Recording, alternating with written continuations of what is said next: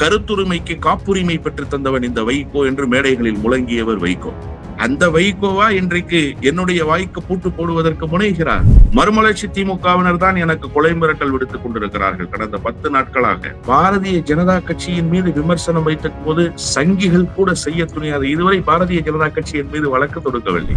350 கோடி ரூபாய் பொது சொத்தை அபகரித்து விட்டார் அண்ணன் திருப்பூர் துரைசாமின்னு நீங்க எவ்வளவு பெரிய குற்றச்சாட்டு? அவர் என்ன சோத்துக்கு இல்லாத பரதேசியா? இரவெல்லாம் நான் உண்மையிலேயே உறங்கவில்லை. அண்ணன் சம்பத் அவர்களினுடைய வார்த்தை என்னை குத்தி கிழித்து போட்டது. 6 தேர்தல்ல நின்று வளம் கொளிச்சிட்டாரு சத்யா. அவர் ஒரு கேங்ஸ்டரா இருந்தாருன்னு பேசுறாங்க சார். எவ்வளவு பெரிய அயோக்கியத்தனம்! நான் பன்னாட்டு அமைப்புகளை எல்லாம் ஒன்று திரட்டி ஒரு கருத்தரங்கத்தை கொரோனா யுத்த காலத்துல நடத்துறேன். அதற்கு சிறப்பு அழைப்பாளராக துரையை அழைச்சிட்டு வர்றேன். அதுதான் அவருக்கு முதல் பொது நிகழ்ச்சி. நல்லா தெரிஞ்சுங்க. 1000 பேர் இன்னைக்கு சொல்றான் நான் தான் கூப்பிட்டு வந்தேன். ஒரு வெங்காயமும் கிடையாது. வேண்டாம்னு சொன்னவர் தான்.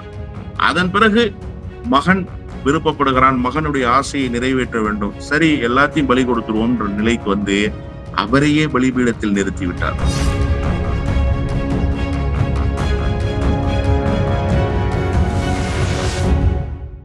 சவுத் பீட் நேயர்களுக்கு வணக்கம். இந்த நேர்காணலில் நாம் சந்திக்கிருப்பவர் திராவிட இயக்க சிந்தனையாளர் திரு வல்ல பஷீர் அவர்கள். வணக்கம். வணக்கம்.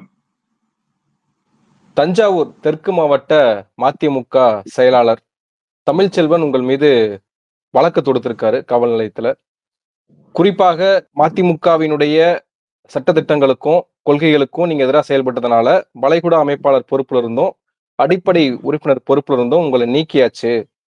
அதன் பின்பும் மதிமுகவை குறித்து அவதூறு கருத்துக்களையும் அசிங்கப்படுத்தும் விதமாக குறிப்பாக துரை வைகோவை நீங்க இழிவுபடுத்துறீங்க அப்படின்னு சொல்றதா இருக்கட்டும், குறிப்பாக கொன்று விடுவேன் அப்படின்னு கொலை மிரட்டல் விடுக்கும் துணியில நீங்க பேசியதாகவும் கம்ப்ளைண்ட் ரைஸ் பண்ணியிருக்காங்க.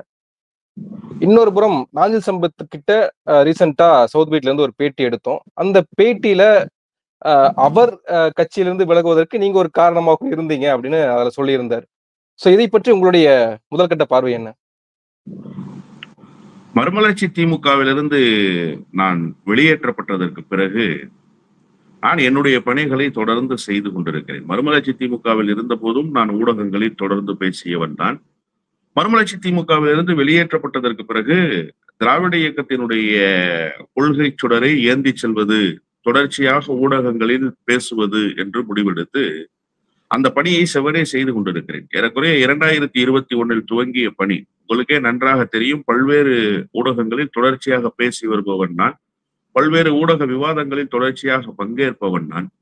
எந்த இடத்திலும் நான் அத்துமீறி பேசியதும் கிடையாது, ஆபாசமாக பேசியதும் கிடையாது, யார் மீதும் வன்மத்தை வெளிப்படுத்தியதும் கிடையாது. அரசியல் ரீதியிலான விமர்சனங்களை முன்வைக்கக்கூடியவன். பாரதிய ஜனதா கட்சியை கடுமையாக எதிர்க்கிற களத்தில் முந்தி நிற்க வேண்டும் என்று நினைக்கிற ஒரு கொள்கை உறுதி என்னிடத்துல எப்போதும் இருக்கும். உங்களுக்கு நன்றாகவே தெரியும். பல நேர்காணல்கள் பாரதிய ஜனதா கட்சி, ஒன்றிய அரசினுடைய செயல்பாடுகள் இவற்றை குறித்தெல்லாம் நான் கடுமையாக பேசி இருக்கிறேன். அதெல்லாம் கொள்கை நிலைப்பாடு. அவர்கள் செய்கிற அந்த ஆட்சி அதிகாரத்தினுடைய அலங்கோலத்துக்கு எதிரான தமிழ்நாட்டினுடைய குரல். போது மறுமலர்ச்சி திமுகவில் உட்கட்சி ஜனநாயகம் கேள்விக்குறியாகி அநீதி இழைக்கப்படுகிறது என்றவுடன், எப்படி பாட்டாளி மக்கள் கட்சியில் தந்தைக்கும் மகனுக்குமான முரண்பாடு குறித்து ஊடகங்களில் பேசுவதற்கு அழைத்தார்களோ, அதுபோல மறுமலர்ச்சி திமுக குறித்தும் பேசுவதற்கு அழைத்தார்கள். மறுமலர்ச்சி திமுகவில் என்ன நடக்கிறது என்பதை வெளிப்படைத்தன்மையோடு நான் பேசினேன்.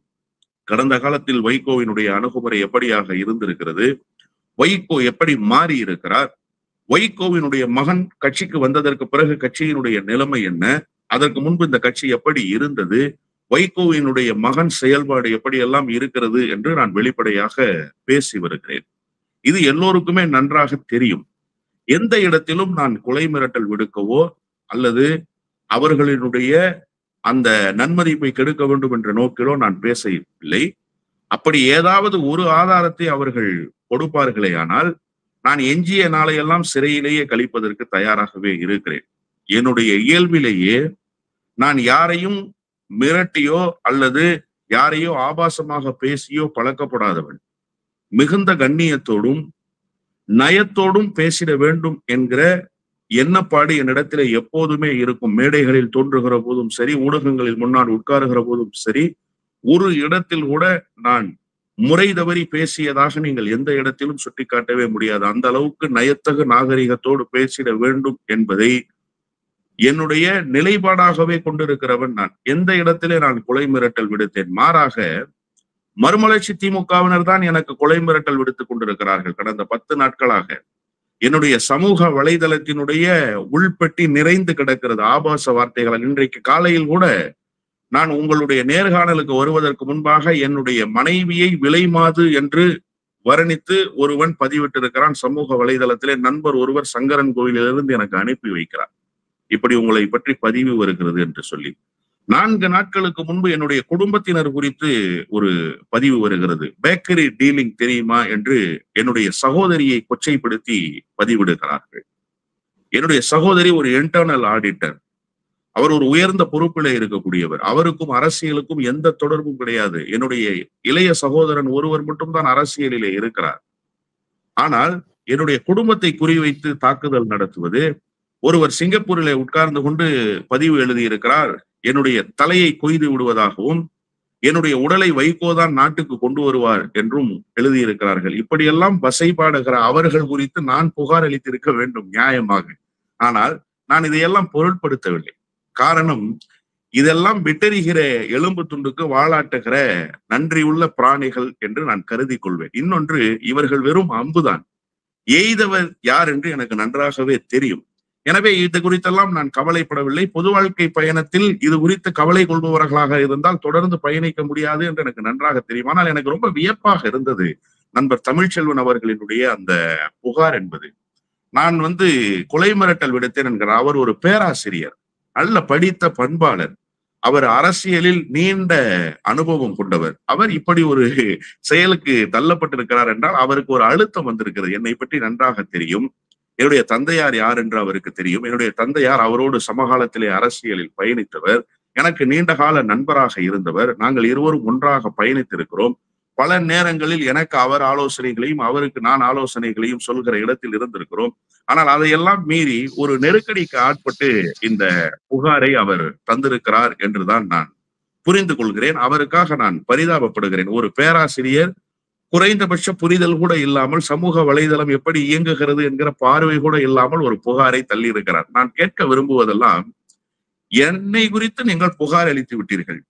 கடந்த 10 நாட்களாக பொது சமூகம் மல்லை சத்யாவுக்கு இழைக்கப்பட்டிருக்கிற அநீதிக்கு எதிராக தொடர்ந்து குரல் எழுப்புகிறதே, பத்திரிகையாளர்கள், நாடறிந்த பெருமக்கள், பல்வேறு இயக்கங்களினுடைய தலைவர்கள், பொது உடைமை சித்தாந்தத்தை தாங்கி இருப்பவர்கள், தமிழ் தேசியம் பேசுபவர்கள், திராவிட இயக்கத்தில் தங்களை ஒப்படைத்துக் கொண்டவர்கள், இப்படி நீங்கள் ஊடகங்களில் திரும்பிய பக்கமெல்லாம் மல்லை சத்யாவுக்கு ஆதரவான குரல். வைகோ எடுத்திருக்கிற நடவடிக்கை எவ்வளவு மோசமான நடவடிக்கை. ஒரு காட்டாட்சி தர்பாரை போல நடந்து கொள்கிறார் வைகோ. முசோலினி கூட செய்ய துணியாததை வைகோ செய்து கொண்டிருக்கிறார் என்கிற விமர்சனங்களை எல்லாம் கடுமையாக வைக்கிறார்களே, அவர்கள் மீதெல்லாம் நீங்கள் வழக்கு தொடுப்பீர்களா? எத்தனை வழக்குகளை நீங்கள் தொடுத்து விட முடியும்? கருத்துரிமைக்கு காப்புரிமை பெற்று தந்தவன் இந்த வைகோ என்று மேடைகளில் முழங்கியவர் வைகோ. நான் எதை பேசக்கூடாது என்று எனக்கு வாய்ப்புட்டு சட்டம் போடப்படுகிறதோ அதை பேசுவதற்கான உரிமையை எனக்காக மட்டுமல்ல எல்லோருக்காகவும் பெற்றுத் தருவதற்கு நான் நீதிமன்றத்தினுடைய படிக்கட்டுகளை ஏறி இருக்கிறேன் என்று பெருமைப்பட பேசியவர் வைகோ. அந்த வைகோவா இன்றைக்கு என்னுடைய வாய்க்கு பூட்டு போடுவதற்கு முனைகிறார். நான் அதனால்தான் நேற்று இன்றைக்கு என்னுடைய சமூக வலைதளத்தில் பதிவு செய்திருந்தேன். அதிகபட்ச தண்டனை மரண தண்டனை தானே, அதை தாண்டிய தண்டனை ஒன்று வழங்கிவிட முடியுமா? அதற்கும் நான் சித்தமாகவே இருக்கிறேன். வழக்கை சட்ட ரீதியாக நான் எதிர்கொள்வேன். நான் எந்த இடத்திலும் கொலை மிரட்டல் விடுத்து எந்த ஊடகத்திலும் பேசிடவில்லை. ஊடகங்கள் நெறி தவறாமல் இயங்குவதாக நான் கருதுகிறேன். நான் பேசுகிற ஊடகங்கள் என்னிடத்திலே அவர்கள் பேசுகிற போது கூட இந்த கருத்தை நீங்கள் வெளிப்படுத்தினால் சரியாக இருக்கும் என்று சொல்லித்தான் என்னை அழைப்பார்கள். எனவேதான் நான் தொடர்ச்சியாக, அதாவது நேரம் கொடுக்க முடியாத அளவுக்கு ஊடகங்களில் தொடர்ந்து இயங்குபவன் நான். உங்களுக்கே பல நேரங்களில் நீங்கள் பேசுகிற போது, நேரம் கேட்கிற போது என்னால் நேரம் கொடுக்க இயலாது. காரணம், நான் தொடர்ந்து ஒரு நாளைக்கு 5 நேர்காணல்கள் 6 நேர்காணல்கள் பேசிட வேண்டும் என்கிற அந்த ஒரு அழுத்தம் எனக்கு இருக்கிறது. காரணம், தொடர்ச்சியாக வருகிற அழைப்புகள்.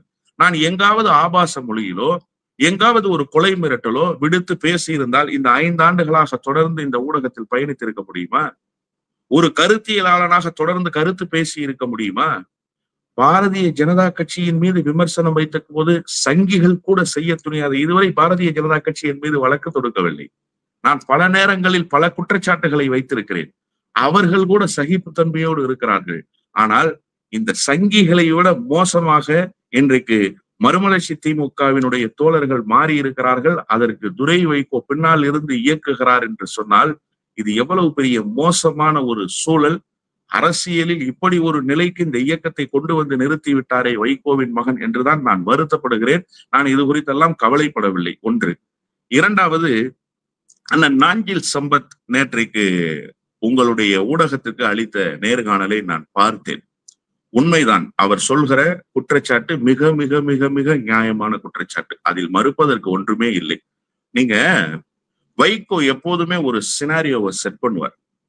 நான் வெளிப்படையாக இந்த செய்தியை பேச வேண்டும் என்று நினைக்கிறேன். ஏன்னா அண்ணன் சம்பத்துக்கிட்டே நான் பலமுறை நேரடியாகவே இந்த செய்திகளை எல்லாம் சொல்லி இருக்கிறேன். அவருக்கும் நன்றாகவே தெரியும். இருந்தாலும் இந்த இயக்கத்துக்கு ஓயாமல் உழைத்தவர், நாள்தோறும் பேசியவர், தொடர் பயணங்களை மேற்கொண்டவர். அவரே சொல்வார், இந்த இயக்கத்தை தோற்றுவித்தவர் வேண்டுமானால் வைகோவாக இருக்கலாம், ஆனால் இந்த இயக்கத்துக்கு பேறுகாலம் பார்த்தவன் சம்பத் என்று சொல்வார். உண்மைதான், அதில் மறுப்பதற்கு எதுவுமே இல்லை.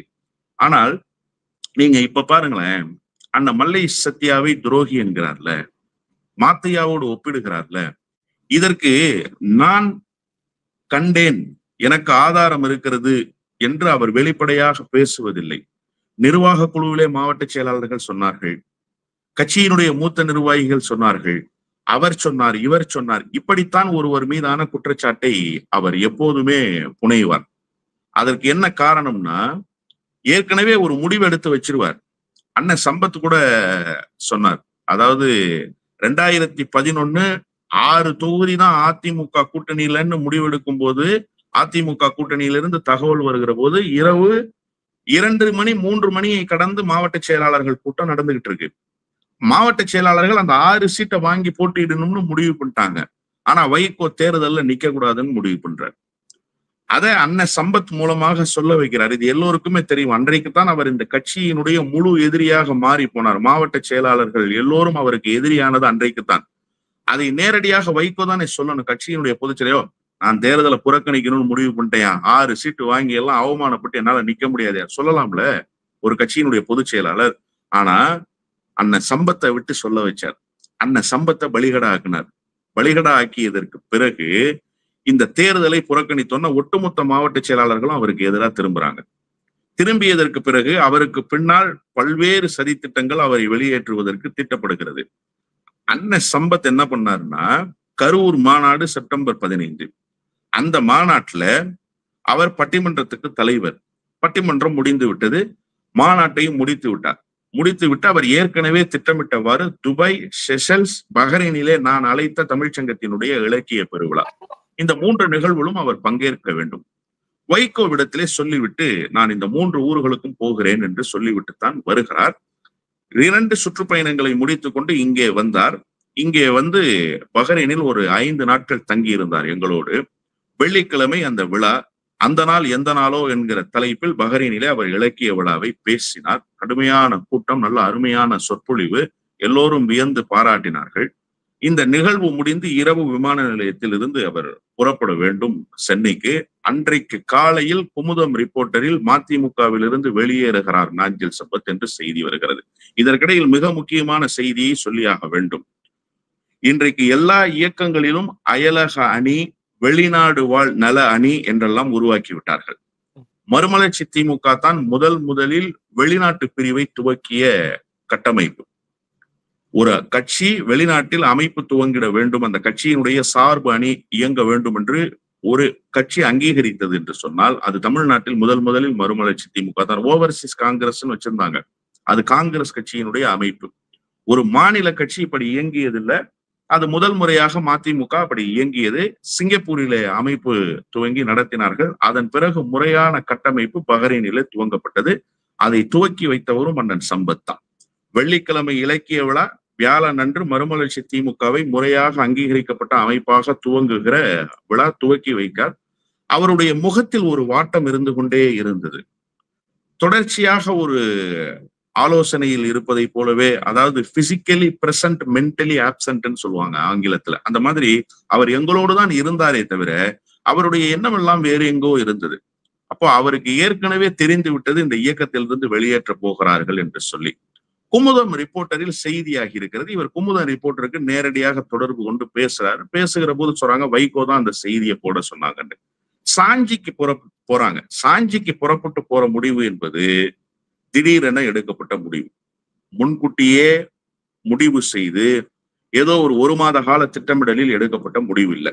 ஆனா சம்பத் அவர்கள் கலந்து கொள்கிற அந்த சுற்றுப்பயணம் என்பது 3 மாதத்துக்கு முன்பே தேதி குறிப்பிடப்பட்டு, அந்த 3 மாதத்துக்கு முன்னால் கொடுக்கப்பட்ட தேதியில ஒரு தேதி சரியில்லைன்னு சொல்லி அந்த தேதி ரத்தாகி மீண்டும் 1 மாதத்துக்கு பிறகு ஒரு தேதி கொடுத்து அது 3 நாடுகளும் சேர்த்து நடத்துகிற ஒரு சுற்றுப்பயணமாக அதை வடிவமைத்து அந்த நிகழ்வை ஒருங்கிணைக்கிறோம். அப்ப இது பிளான்டு ஈவெண்ட். அவர்னால அந்த ஈவெண்ட்ல கலந்துக்க முடியாதுன்னு சொல்ல முடியாது. ஏன்னா ஏற்கனவே ஒரு தடவை அவர்னாலதான் கேன்சல் ஆச்சு. ஒரு நிகழ்ச்சி நடத்துறதுன்னா பிரசவ வேதனை. அதுவும் வெளிநாடு மாதிரியான அமைப்புகள்ல தமிழ்ச்சங்க நிகழ்ச்சி நடத்துறதுங்கிறது அரங்கம் பதிவு பண்ணணும், அதற்கு முன் அனுமதி பெறணும். ஊர்ல நடத்துற மாதிரி கல்யாண மண்டபங்கள்ல கூப்பிட்டு இலக்கிய விழாக்களை நடத்திட்டு போறதல்ல வெளிநாடுகள்ல இலக்கிய அனுமதி பெற்றுக்கொண்டுதானே வெளிநாட்டுக்கு வராரு. அதுதான் நான் முழுமையா செய்தியை சொல்லிடுறேன். அப்போ என்ன அப்படின்னு சொன்னா, இந்த நிகழ்வை நடத்துறதுல எவ்வளவு சிரமம் இருக்குன்னு சம்பத்தண்ணனுக்கு தெரியும். அப்ப இதை கேன்சல் பண்ண முடியாது. அப்போ வைகோ கிட்ட சொல்லிட்டு தான், சார் கட்சியில இருக்கிற நிர்வாகிகள் வெளிநாடுகளுக்கு போனாங்கன்னா வைகோ கிட்ட சொல்லாம போக மாட்டாங்க, உறுதியாக சொல்லிட்டு தான் போவாங்க. ஆனா அவர் என்ன செய்யறாருன்னா, அன்னைக்கு சம்பத்தண்ணன் சொல்லாம போனாருன்னு சொன்ன அதே செய்தியை இன்னைக்கு சத்யானனும் சொல்லாம போனாருன்னு சொல்றாரு. அப்ப அந்த குற்றச்சாட்டை இன்னைக்கு திரும்ப கொண்டு வந்து அதே மாதிரியே வைக்கிறாரு. ஆனா சத்யானனும் சொல்லிட்டு தான் போனார், சம்பத்தண்ணனும் சொல்லிட்டு தான் போனார். சொல்லிட்டு போகிற போதே இவர் ஒரு முடிவு எடுத்துறாரு. என்ன முடிவு எடுக்கிறாரு அப்படின்னு சொன்னா, இந்த மாதிரி சம்பத் வெளிநாட்டுக்கு போறான், இந்த நேரத்துல சாஞ்சிக்கு நம்ம பயணம் போறோம், சம்பத் நம்ம கூட இல்ல, இத காரணம் காட்டி இவனை வெளியேற்றணும் அப்படிங்கிற முடிவுக்கு அது வந்துடுறாரு. அவர் அந்த முடிவுக்கு வந்ததை சம்பத்தண்ணன் ஓரளவு கொண்டு வந்தார். ஏன்னா அவருடைய மனசாட்சி மாதிரி இயங்கியவர் சம்பத்தண்ணன். எதை வைகோ பேச வேண்டும் என்று நினைக்கிறாரோ அதை பேசிட வேண்டும் என்று நினைத்தவர் அண்ணன் நாஞ்சில் சம்பத். அந்த அளவுக்கு அவருடைய குறிப்பறிந்து செயல்பட்டவர். அப்ப அவருக்கு அது புலப்பட்டுடுச்சு. இங்க சாஞ்சிக்கு புறப்புறத்துக்கு முன்னாடி ஒரு கல்யாண மண்டபத்துல உட்கார்ந்து ஆயத்த பணிகளை மேற்கொள்கிற போதே இவரை கடுமையாக ஸ்லேடையில விமர்சிக்க துவங்குறாங்க. அப்போ அவருக்கு ஊர்ஜிதம் ஆயிடுச்சு, நம்மள கட்சியிலிருந்து வெளியேற்ற போறாங்க அப்படின்னு சொல்லி. இப்ப இதெல்லாம் முடிவு பண்ணி ப்ரீ பிளான்டா வைகோ முடிவு பண்ணிட்டாரா? என்ன தொடர்பு கொள்றாரு வைகோ சம்பத் இங்க இருந்து போனதுக்கு பிறகு? என்ன சம்பத்தை கூப்பிட்டு கூட்டம் நடத்துனீங்களாமே அப்படின்னு கேட்கிறாரு. இப்ப நான் சொன்னேன், ஆமா இலக்கிய கூட்டம், கட்சியினுடைய துவக்கத்தையும் அவரு கட்சியை விட்டு போக போறான் தெரியுமா உங்களுக்குன்னு கேட்டார்.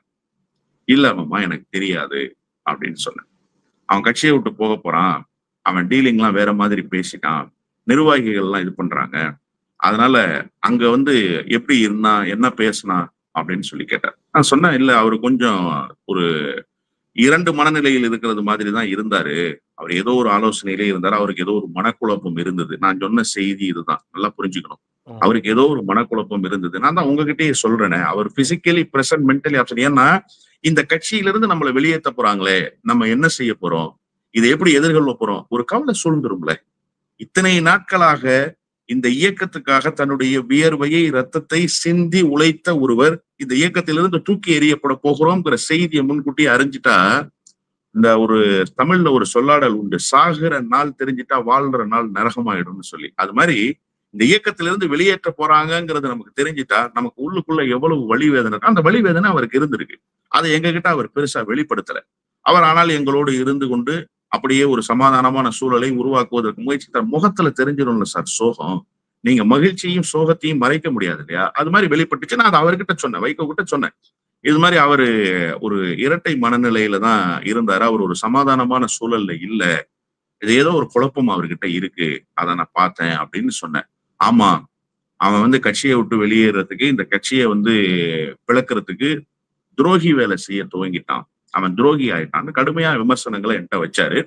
வச்சுட்டு என்ன பண்றாரு, 2 நாட்கள் கழித்து செயல் வீரர்கள் கூட்டத்துல சதித்திட்டம் தீட்டினான் சம்பத் என்கிற செய்தி எனக்கு கிடைத்தது, பஹ்ரைனிலிருந்து வல்லம் பஷீர் என்னை தொடர்பு கொண்டு இந்த செய்தியை சொன்னார்னு என் பேரை சொல்லிட்டாரு.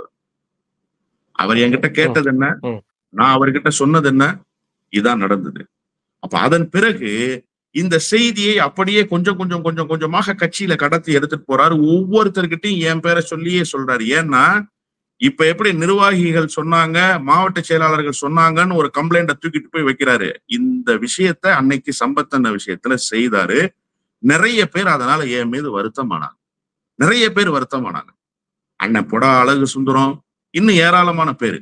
எல்லாருமே வெளிப்படையாவே நீங்க தான் சம்பத்தன்ன விஷயத்துல தலைவர்கிட்ட இப்படி சொன்னீங்களாமே அப்படிலாம். எனக்கு ரொம்ப வெட்கமாக இருந்தது அந்த நேரத்துல. ஏன்னா நம்ம சொன்ன செய்தி தலைவர் இப்படி திரித்து சொல்லிட்டாரு. நான் தலைவர்கிட்டயே ஒரு நாள் சொன்னேன்.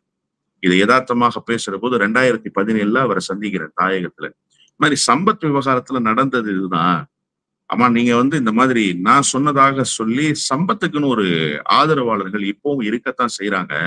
அவர் அந்த கட்சியை உயிர்ப்போடு வச்சிருந்ததாக நினைக்கிறாங்க.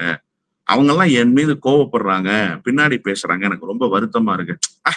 அதெல்லாம் பெரிய விஷயம் கிடையாது, விடுங்க. அவன் தான் போயிட்டானே, நீங்க ஏன் கவலைப்படுறீங்க, நான் இருக்கேன்ல, நீங்க ஏன் கவலைப்படுறீங்கன்னு சொன்னார். ஆனா அந்த வைகோவே இன்னைக்கு எனக்கு துரோகி பட்டம் கட்டுறாரு.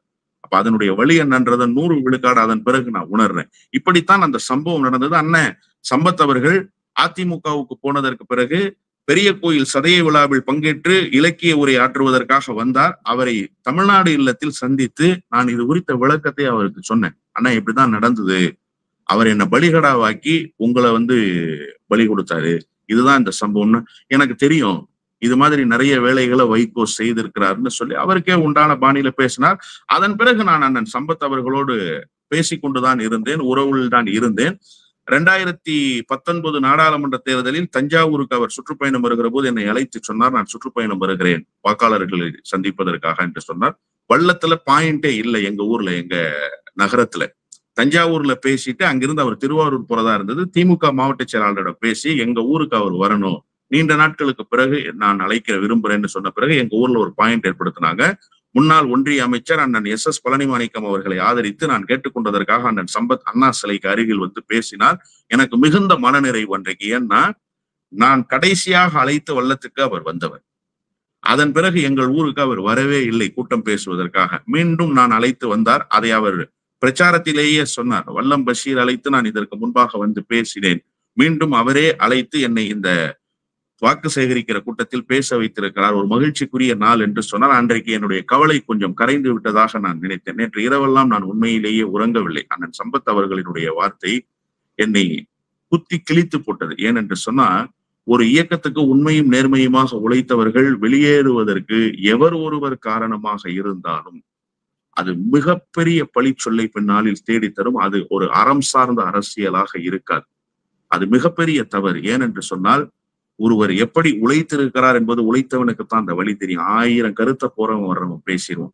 ஒரு குற்றச்சாட்டை அள்ளி வீசிடலாம். ஏன்னா இந்த குற்றச்சாட்டுகளால் இரையானவன் நான். அந்த வலியும் வேதனையும் எனக்கு இருக்கிறது. எனவே அதை உணர்ந்ததால் நான் சொல்கிறேன். நேற்று சம்பத்தன்னை சொல்லும் போது இன்னமும் சம்பத்தன்னை நம்ம மேல அந்த ஒரு வருத்தத்தை வச்சிருக்காரு. இன்றைக்கும் எனக்கு மதிப்பிற்குரிய அண்ணன் தான்.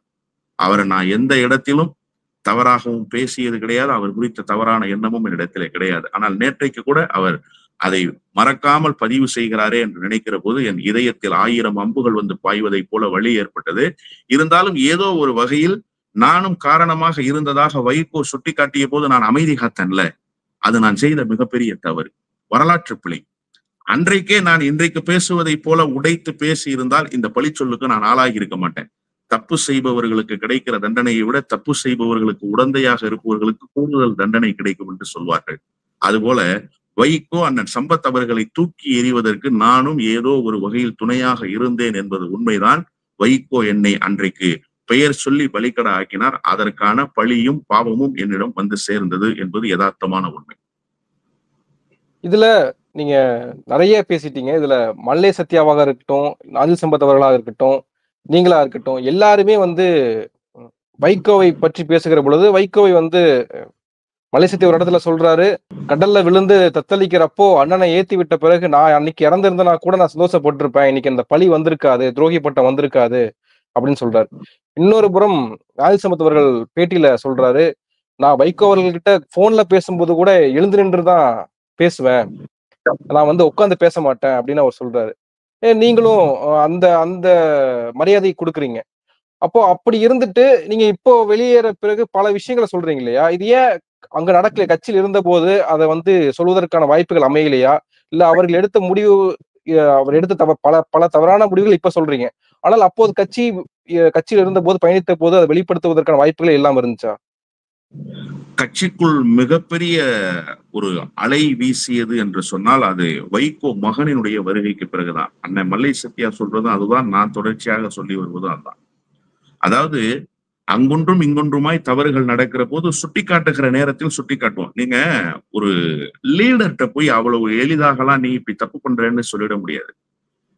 உட்கட்சி ஜனநாயகம் என்று பேசுகிறோமே தவிர உட்கட்சி ஜனநாயகம் என்று ஒன்று இருக்கிறதான்னா 30% இருந்து 40% தான் உட்கட்சி ஜனநாயகம் இருக்கு. 100 விழுக்காடு உட்கட்சி ஜனநாயகம் எந்த இயக்கத்திலும் இல்லை. அந்த 30% இருந்ததும் மதிமுகவில் இப்ப 0 ஆயிருக்குங்கிறது தான் குற்றச்சாட்டு.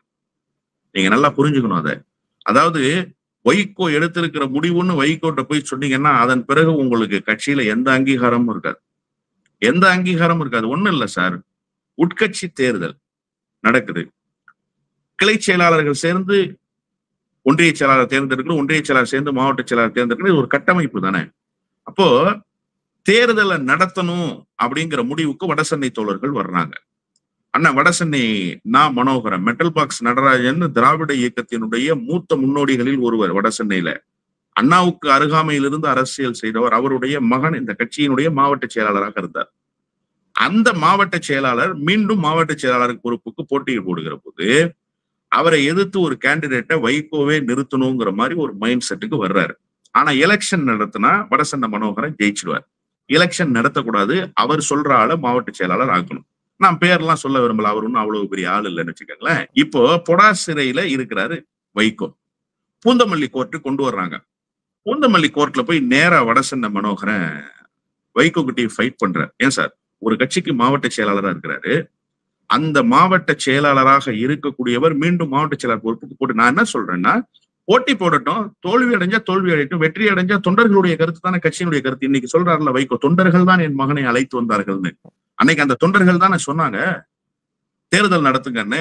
இவர் நடத்தல. அதை போய் நேரா பூந்தமல்லி கோர்ட்ல வைகோ கிட்ட கேட்டாரு, என்னன்னு தேர்தல் நடத்தக்கூடாதுன்னு சொல்றீங்களா, ஏன்னா நடத்தக்கூடாதுன்னு சொல்றீங்கன்னு கேட்கிறாரு. அன்று துவங்கியது அவருக்கு இறங்கு முகம். இந்த கட்சியில ஒண்ணுமில்லாம செய்தார். அவர் ஒண்ணுமில்லாம செய்தது மட்டும் இல்ல, இந்த கட்சியில அவரை மேயர் வேட்பாளர்னு சொல்லி நிப்பாட்டி அவருடைய பொருளாதாரத்தை பூரா காலி பண்ணாரு வைகோ. இதுதான் வைகோவினுடைய இயல்பு. என்ன இதையெல்லாம் கூட இருந்து செய்ததுக்கு இந்த பழி பாவங்களை சேர்த்தே அனுபவிக்கிறோம்னு தான் நான் வெளிப்படையா சொல்லிட்டேன். அதற்கு மீது நீங்க என்கிட்ட என்ன கருத்து எதிர்பார்க்கறீங்க? உண்மைதான். ஆனா இந்த கட்சிக்குள்ள ஒரு பந்தபாச உணர்வு இருந்தது. அதுதான் இந்த இயக்கத்தை வழிநடத்திட்டு போச்சு. 1000 தவறுகள், 1000 இடர்பாடுகள், 1000 பின்னடைவுகள் இந்த இயக்கத்துக்கு வந்தப்பலாம் மாமன் மச்சானை போல, அண்ணன் தம்பிகளை போல ஒரு இயக்க உறவுன்றது இருக்குல்ல, அது ரொம்ப பலமா இருந்தது. அதை சிதைத்தவர் வைகோவினுடைய மகன் பெருமதிப்பிற்குரிய துரை அவர்கள். அவர் தான் இதை சிதைத்து சின்னாபண்ணமாக்கி போட்டார் இந்த கட்சியில. அதன் பிறகு இன்னைக்கு இந்த சொல்ற வார்த்தைகள் இருக்குல்ல, சம்பத் சில வார்த்தைகள் சொல்றாரு, இது இலவு கட்சி ஆயிடுச்சு, நீ சென்றாரு வைகோ அவர்களை. குறிப்பா இப்போ திருப்பூர் துரைசாமி அவர்கள் பேட்டி கொடுக்கிற பொழுது, பொடால அரஸ்டா இருந்தப்போ உங்களுக்கு நான் ட்ரை ஃப்ரூட்ஸ் வாங்கி கொடுத்தேன், நான் வந்து சில்லி சிக்கன் வாங்கி கொடுத்தேன்னு பல விஷயங்கள் வந்து சொல்லுகிற போது, இது ஏன் இப்படி நடக்குது? ஒரு முறைகேடு புகார் அவர் சொல்லிட்டார் நம்ம மேல அப்படின்றதுக்காக பல விஷயங்களை வந்து எடுத்து போடுறது இருக்குல்ல, அது சரியா இருக்குமா இந்த டைம்ல? அவரு வாரி இறைக்கிறார்ல சார் குற்றச்சாட்டுகளை. இந்த கேள்வியை நீங்க வைகோ கிட்டையும் வைக்கணும்ல.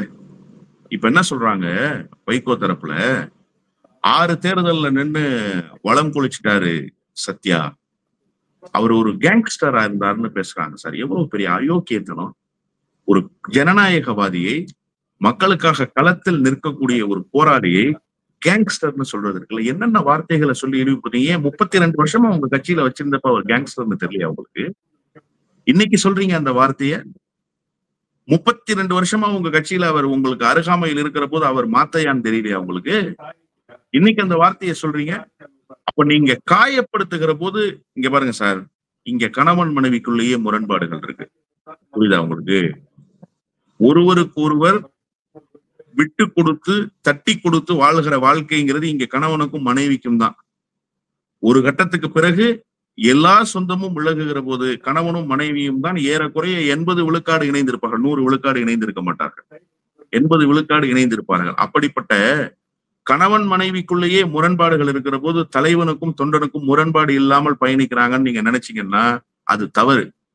முரண்பாடுகள் 1000 இருந்தாலும் ஏதோ ஒரு இடத்தில் சிங்க் ஆகுது, அதனால தொடர்ந்து பயணிக்கிறோம் அப்படிங்கிற அந்த அடிப்படையில் தான் அரசியல் பயணங்கள். நான் சொல்றது அதிகாரம் இல்லாத இயக்கங்கள். அதிகாரம் இருக்கிற இயக்கங்கள் அதிகாரத்துக்காக ஓடுறாங்களே தவிர சித்தாந்தத்துக்காகவோ அல்லது கொள்கைக்காகவோ ஓடுறதுங்கிறது ரொம்ப சொற்பம்தான், ரொம்ப சொற்பமானவர்கள் தான். இதுதான் இயங்கியல். அப்போ எந்த புள்ளியில இணைந்திருந்தோமோ அந்த புள்ளிக்கே ஆபத்து வந்துருச்சு. நான் தான் சொல்றேன், இந்த இயக்கம் உயிர்ப்போடு இருந்ததற்கு காரணம் பந்தபாச உறவு தான். அந்த உறவையே சிதைத்து போடுகிறது மாதிரி ஒருவர் குறித்து ஒருவரிடம் பின்னால் பேசுவது, அவர் குறித்த புகாரை இவரிடம் பெறுவது, இவர் குறித்த புகாரை அவரிடம் சொல்வது, அவரை மாவட்ட செயலர் ஆக்குறேங்கிறது, இவருக்கு ஏன் கவுன்சிலர் சீட் இல்லைன்றது, இந்த மாதிரி சிண்டு முடிகிற வேலை, கட்சிக்குள்ளேயே குழப்பம் விளைவிக்கிற வேலையெல்லாம் செய்ததற்கு பிறகு இதுல என்ன ஆகுதுன்னா, யாரெல்லாம் தன்னுடைய மகனுக்கு ஒத்து வர மாட்டார்கள் என்று அவர் கருதுகிறாரோ, தன்னுடைய மகன் கருதுகிறாரோ, அவர் கட்டம் கட்டுவார். இவரும் உடனிருந்தே செய்து முடிக்கிறார். இவர்ல சொல்லணும், இந்த இயக்கத்தை உருவாக்கியவர் அல்லவா சொல்ல வேண்டும். இந்த இயக்கத்துக்கு இவங்க எல்லாம் கஷ்டப்பட்டு இருக்காங்க, அப்படி எல்லாம் செய்ய முடியாதுன்னு சொல்லணுமே. நீங்களே கடந்த கால பேட்டிகளை சொல்லியிருக்கீங்க, துரை வைகோ அரசியலுக்கு சரிப்பட்டு வர மாட்டான், அவனை வீணா இழுத்துட்டு வரீங்க அப்படின்னு அவர் சொல்லியிருக்காரு அப்படின்னு சொல்றீங்க இல்லையா? ஆமா, அப்படிதான் சொன்னாரு, எல்லார்கிட்டையும் சொன்னாரு. நான் பன்னாட்டு அமைப்புகளை எல்லாம் ஒன்று திரட்டி ஒரு கருத்தரங்கத்தை கொரோனா யுத்த காலத்துல நடத்துறேன். அதற்கு சிறப்பு அழைப்பாளராக துரையை அழைச்சிட்டு வர்றேன். அதுதான் அவருக்கு முதல் பொது நிகழ்ச்சி. நல்லா தெரிஞ்சுக்கங்க, 1000 பேர் இன்னைக்கு சொல்றான் நான் தான் கூப்பிட்டு வந்தேன், நான் தான் கூப்பிட்டு வந்தேன், ஒரு வெங்காயமும் கிடையாது. ஒரு முதல் பொது நிகழ்ச்சி நான் தான் அவரை கூப்பிட்டு வந்து அவருக்கு ஒரு இமேஜை கொடுக்குறேன். மொட்டை அடிச்சிருந்தாரு, அப்ப கொரோனாவுல மொட்டை அடிச்சு மீசையெல்லாம் எடுத்து இருந்தாரு. கொரோனா யுத்த காலத்துல அமெரிக்காவில, லண்டன்ல, சுவிட்சர்லாந்துல, ஸ்வீடன்ல, அமீரகத்துல, பஹ்ரைன்ல, சவுதியில, குவைத்துல, கத்தார்ல, இப்படி உலக நாடுகள் முழுமைக்கும் இருக்க பருத்துளை விற்பனர்களை அழைச்சிட்டு வர்றேன். வெள்ளிக்கிழமை சாயங்காலம் நிகழ்ச்சி. மதியம் சாப்பிட்டுக்கிட்டு இருக்கேன், போன் பண்றாரு வைகோ. என் மனைவி, எங்க அம்மா எல்லாரும் இருந்தாங்க. அவர் பேசுனது எனக்கு குப்புன்னு வேர்த்திருச்சு உடல். ஒரு நிமிடம் எனக்கு நடுங்கிடுச்சு. என்ன நினைச்சுக்கிட்டீங்க நீங்க? யாரை கேட்டு நீங்க கூட்டு போறீங்க? அவன் எல்லாம் ஒரு நாள் தாக்கு பிடிக்க மாட்டான் பொது வாழ்க்கைக்கு. தேவையில்லாத வேலை செய்றீங்க நீங்க, ஜாக்கிரதையா இருந்துங்க, அவ்வளவுதான் நான் சொல்லுவேன் அப்படின்னாரு. இல்ல, இது பொது நிகழ்ச்சி, பொதுவாதான் நான் கூட்டு போறேன் அப்படின்னு சொன்னேன். இப்படியெல்லாம் சொன்னவர் தான். அதன் பிறகு அதே வைகோ எப்படி மாறுறாருன்னா, ஓராண்டுக்கு பிறகு என்ன தொடர்பு கொள்றார். எப்போ? ஓராண்டுக்கு பிறகு என்ன தொடர்பு கொள்றார். துரை வரணும்னு எல்லாரும் நினைக்கிறாங்க, எனக்கு அதுல விருப்பம் இல்லை, ஆனா உங்களை மாதிரி ஆளு நினைக்கத்தானே செய்றீங்க, நீங்க என்ன சொல்றீங்கன்னு கேட்கிறாரு. அதாவது அவர் ஒரு முடிவுக்கு வந்துட்டாரு, கொண்டு வரணும்னு. அந்த மைண்ட கட்சிக்காரங்க கிட்ட கடத்தி செட் பண்றாரு. புரியுதா உங்களுக்கு? இப்படித்தான் அந்த செய்திகளை கொஞ்சம் கொஞ்சமாக கடத்தினார். மாவட்ட செயலாளர்கள் ஓட்டு போட்டாங்க, ஜெயிச்சிட்டார், முடிஞ்சிருச்சா. அடுத்து எம்பி எலெக்ஷன்ல மகன் கண்டெஸ்ட் பண்ணணும்னு முடிவு பண்றாரு. போன் போட்டு ஒவ்வொரு மாவட்ட செயலாளர்ட்டையும் துரை தான் நிக்கணும்னு சொல்லுங்க, துரை நிக்கட்டும், கட்சிக்கு எதிர்காலம் நல்லா இருக்கும்னு சொன்னவர் இதே வைகோ தான். பிளட் இஸ் திக்கர் தன் வாட்டர் சார். தான் ஆடாவிட்டாலும் தன் தசை ஆடும். அது வைகோ விஷயத்துல ஊர்ஜிதமாயிருக்கு, வைகோ மகனுடைய விஷயத்துல ஊர்ஜிதமாயிருக்கு. வேண்டாம்னு சொன்னவர் தான். அதன் பிறகு மகன் விருப்பப்படுகிறான், மகனுடைய ஆசையை நிறைவேற்ற வேண்டும், சரி எல்லாத்தையும் பலி கொடுத்துருவோம்ன்ற நிலைக்கு அவரையே பலிபீடத்தில் நிறுத்தி விட்டார். எந்த லட்சியத்துக்காக, எந்த உயர்ந்த கொள்கைக்காக இந்த இயக்கம் தோற்றுவிக்கப்பட்டது என்று பேசினோமோ அவையெல்லாம் தன்னை இழித்தும் பழித்தும் பேசுவார். இன்னைக்கு சொல்றாரு, பழிப்பாவத்தை சுமக்கிறவன் நான் தான், நிர்வாகிகள்லாம் முடிவெடுத்துட்டு போயிட்டாங்கன்னு. நிர்வாகிகளை முடிவெடுப்பதற்கு ஒருங்கிணைத்தவரும் நீங்கள் தான், அதனால்தான் நீங்க பழிப்பாவத்தை சுமக்கிறீங்க. அப்போ தன்னைத்தானே பலிபீடத்தில் நிறுத்தி கொண்டார் வைகோ என்றுதான் நான் புரிந்து கொள்கிறேன். எனவே இன்றைக்கு பேசுகிறோம் என்று சொன்னால், இவர் இன்றைக்கு நிலை தடுமாறி என்ன மாதிரியான ஆயுதத்தை கையில் எடுக்கிறாரோ, எதிரி அந்த ஆயுதத்தை தானே கையில் எடுப்பான். நாம என்ன ஆயுதத்தை கையில் எடுக்கணும்ன்றத நாம தீர்மானிக்கிறது இல்லை, எதிரி தான் தீர்மானிக்கிறான். அப்ப அதன் பொருட்டு அவர் எங்கள் மீது பொய்யான குற்றச்சாட்டுகளை இல்ல அவர் எங்கள் மீது பொய்யான குற்றச்சாட்டுகளை வைக்கிற போது நாங்கள் உண்மையை சொல்லித்தானே ஆகணும். 350 கோடி ரூபாய் பொது சொத்தை அபகரித்து விட்டார் அண்ணன் திருப்பூர் துரைசாமின்னு நீங்க எவ்வளவு பெரிய குற்றச்சாட்டு. அவர் என்ன சோத்துக்கு இல்லாத பரதேசியா? அவர் ஒரு பெரிய குடும்பத்தில் இருந்து வந்தவர், தான தர்மங்களை செய்தவர், அண்ணா காலத்தினுடைய பொதுக்குழு உறுப்பினர், அண்ணாவினுடைய பொதுக்குழுவில் உறுப்பினர்களாக இருந்தவர். இன்றைக்கு தமிழ்நாட்டில் ஒருவர் கூட இல்லை. எஞ்சி இருக்கிற ஒரே திராவிட இயக்கத்தினுடைய தலகர்த்தர், திராவிட இயக்கத்தினுடைய கையிருப்பு அவர்தான். அவர் மீது 350 கோடி ரூபாய். நரம்பில்லாத நாக்கு எப்படி பேசுகிறது? திராவிட பஞ்சாலை சங்கத்துக்கு சொந்தமான சொத்து அந்த அறக்கட்டளைக்கு சொந்தமானதுன்னு அந்த சங்கத்தினுடைய பைலா சொல்லுது. அந்த சங்கத்தை தோற்றுவித்தவர், அந்த சங்கத்தினுடைய சொத்தை பாதுகாத்தவர். வழக்கு நடந்ததே திராவிட பஞ்சாலை சங்கத்தினுடைய வழக்கு தான். மதிமுகவுக்கும் திமுகவுக்கும் தொடர்பு இல்லை. இத்தனை நாள் மதிமுகவினுடைய சொத்தை அபகரிச்சிட்டாருன்னு விழுப்புரத்துல போய் கொஞ்சம் கூட மனசாட்சியே இல்லாம திமுகவினுடைய சொத்தை அபகரிச்சிட்டாரு. திமுக கூட சென்று முடிகிற வேலையை செய்றீங்க. கேவலமா இல்ல இது உங்களுக்கு?